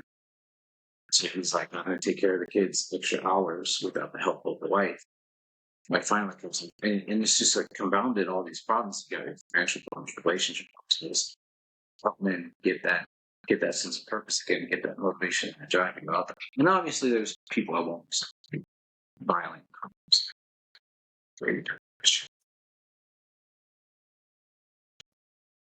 I want to make sure I want to get back to what was given to me, what I wish was given to me in the first place. And what all these other guys wish that they would. Like my new roommate now, he was like, dude, I probably wouldn't be alive if you could come with me. No, I drove from Maryland to fucking Green Bay. He was like, that's what I do for anybody. I unfortunately don't have no roof in the house to help anybody. That's what I want to do when I get my patient. Gets back to where we should be. Well, and it's interesting, right? Like, so with starting the podcast, the book, right? And I've met, it's strange the line that I've been on, because I've met these very impactful people on this journey now, right? Which is now, it's very interesting the way that it's kind of flowing, because it's at random, but yet it's almost seemingly pre-designed, right? Like it's like, okay, so now you're aware, right? So I'm going to put this person in your path, and I'm going to see if you fucking notice that this person is available, right? So now that I'm looking at it from that perspective, like I'm not hunting for interesting people. It organically happens now. And it's like, oh shit, that's wild. Like I'm not even trying. Like I just met this guy at the hotel there in New Orleans, and he was actually driving for one of these high-end, car delivery, whatever companies. He takes people to the helipad. And I'm standing outside smoking a cigarette because I'm a filthy animal. And he had his window down. Yeah, So like out of respect, I realized this is a nice vehicle. Guy looks like he's well put together. His window's down. I'm like, oh, excuse me, I'll move this way so the smoke doesn't go in your window. He's like, oh, you don't have to do all that. And then he gets out and we start talking. And it was like this weird energy there, right? And he was kind of leading the conversation, man. And like, I was just like, all these things were going together. And I'm like, holy shit, dude. So then we're having this great conversation. We just start diving into it. I'm telling him what I do. He's telling me what he does. And like, we're exchanging all this information. He's like, wow, I'm really glad I met you. I'm like, for me, it's still strange that people even say that, number one, because I'm still getting adjusted to this, like this person, right? Because like I'll get hugged by strangers in the airport, and that was the most awkward shit because they have read the book and like they'll recognize me and they're like, "Oh, you're this guy." I'm like, "Yeah," and like I'll try to be, as pleasant and polite as I can, but like they'll, it's like a reaction, they'll hug me, and I'm like, that's really weird for me because I would hate that normally, right? Like I would hate that, but like in this context, it's like, shit, I really made an impact on this person's life by just telling my story and being a genuine person. Yeah. And it happens. Yeah, it happens so much more often now that it's just like, dude, I wish I could have been this person forever ago. What does that say? Recording will continue with a new track. Continue on a new track. I just got a note on my end. Yeah. But no, it's just strange how that goes, and like now that I'm more in tune to it, like I'm comfortable with it. I'm growing more comfortable with it, right? I guess that comes with like the realization that, this stuff exists. It's there. And, I had ignored so much. And it sounds like you and I had both very similar kind of like pasts, right? There's a chapter or a part of a chapter in the book where when I first got sober, I stepped outside and I heard birds. And for whatever reason in my brain, I'm like, oh yeah, birds exist. Like I had forgot that birds existed. Like I knew they existed. Just in my timeline, in my existence, like that shit didn't exist. I ignored it. And it was strange to me that simple thing, right? I was just standing there and all these birds are going and I'm like, oh shit, birds exist. I don't know if I said it audibly because that would have sounded fucking weird, I'm sure. Or if I said it in my head. But either way, it was this like profound experience where I was like, okay, that's odd. So now I've had that. Yeah. I've had an experience like that. I've had an experience like that too, where it felt like I was taking my sunglasses. Life in full color. Yeah, it's weird, it's comforting though. It's somehow comforting to know that like you can see things for what they are, and sometimes it comes with some bullshit, but I try not to focus on that. I mean, there's no perfect day, but like I don't let like little shit get in the way anymore. Like 10 years ago, man, somebody cut me off in traffic, I'd be wanting to fight them or like fuck this guy. Like now I'm just like, whatever, dude. Go on. I'm sure you're gonna get to the other stoplight 2 seconds before me. Congratulations. Yeah. I don't know, man.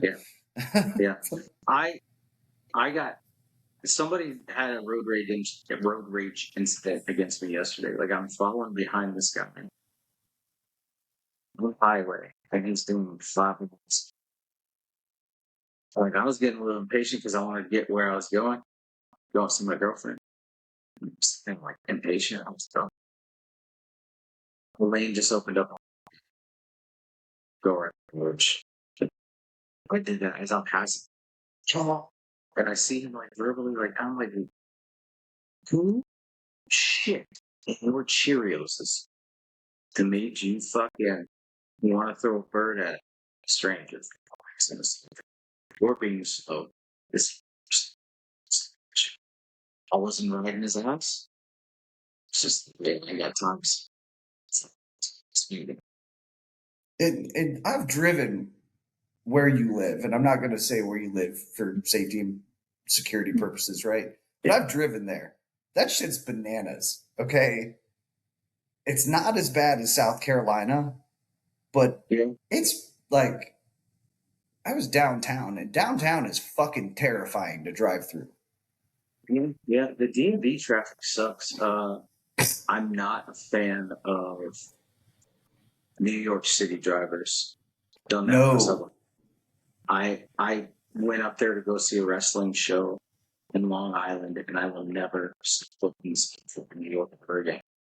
No. Chicago. Driving through Chicago, the drivers aren't so bad in Chicago. There's a lot of people. Yeah, I avoid Chicago mostly because I hate the airport. I loathe that airport. It just pisses me off anytime I see it on a travel itinerary. I'm like, no, this is gonna fuck my whole day up. Like, they got good food. It's just a huge airport. So, and without a doubt, I'm always on the other motherfucking side of the airport. Like, it's not Rams. Yeah, so a 30-mile hike to go get to my next plane, and I got 29 minutes to do it. And I'm like, you son of a bitch. You're doing this just to screw my day up. Right? Yeah, man. That's how Atlanta's airport is. I do enjoy Atlanta's airport. I've mastered the ATL airport. That's my bitch. Like, I know that airport front to back. I know where all the good spots are to eat. I got friends at the airport.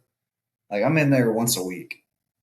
Yeah, I will say I really, really like Iceland's airport, and I like Munich's airport.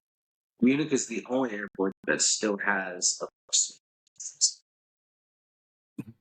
My favorite airport so far, well, I got two. Bozeman, Montana's airport is very, very great. It's great. It's just tiny. It's awesome.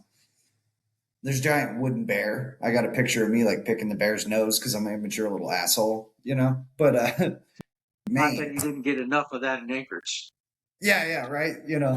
Like Bangor, Maine's airport is the smallest fucking airport I've ever seen in my entire life.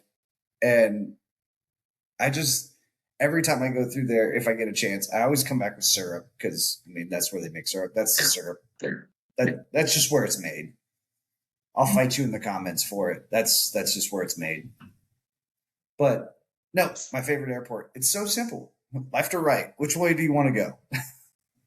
So they actually Bangor is the hub for where the military flies out of to go on deployments and fly into. Oh, so nice. When you fly there would be welcoming for people coming in, and they have food and drinks and everything. And I was like, coming. Bangor has its. No, it's a cool little city, man. And obviously, I went and I checked out Stephen King's house or his old house or whatever, because that's just, you kind of have to, right? Like, I don't even really like his books, but like, I had to check it out. But, it's a cool little town. I went down there to, what is that, Oak Harbor? Mm-hmm. Check out that. Yeah. Because since my dad passed, like, now I'm kind of retracing my steps to all these beautiful places that I've seen. And I'm putting his ashes in all these places secretly because I'm pretty sure it's against the law in most places. But, like, right. Like, it's carbon, people. It's carbon. All right. It's not like I'm dropping body parts in public parks and shit, We are now on a list. I'm already watched by the government. I already know. They monitor the shit out of me. I don't care. I'm boring.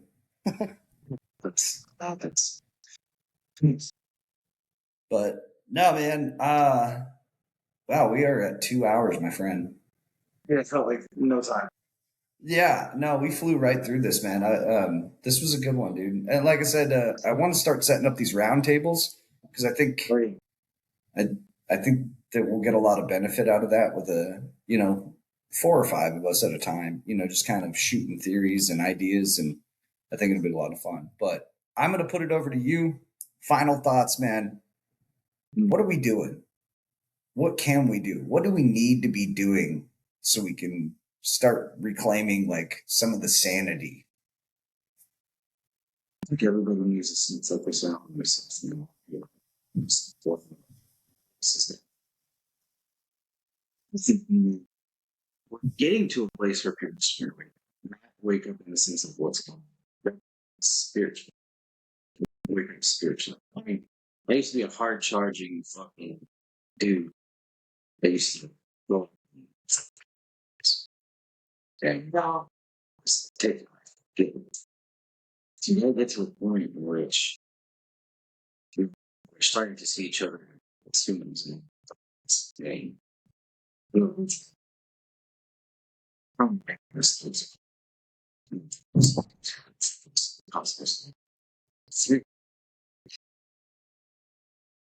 gonna get there. We're just focusing on ourselves, dude, doing our own individual work together as a human collective unit. That's great. I like it. I like it.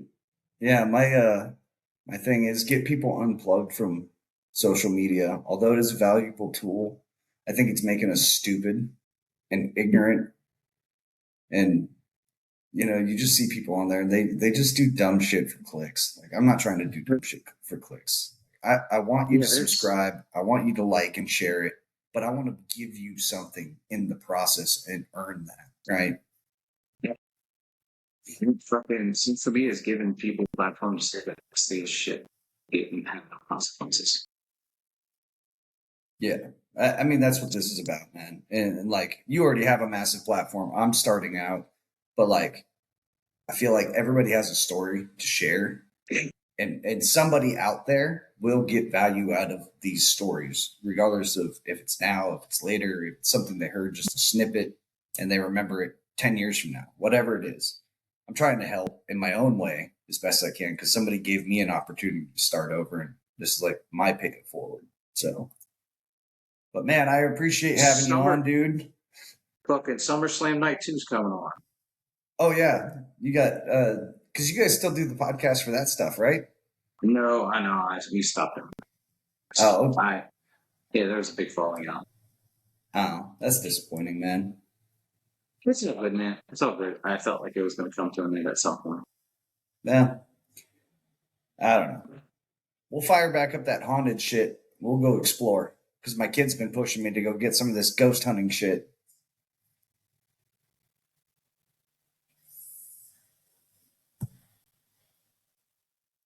All right, brother. See ya.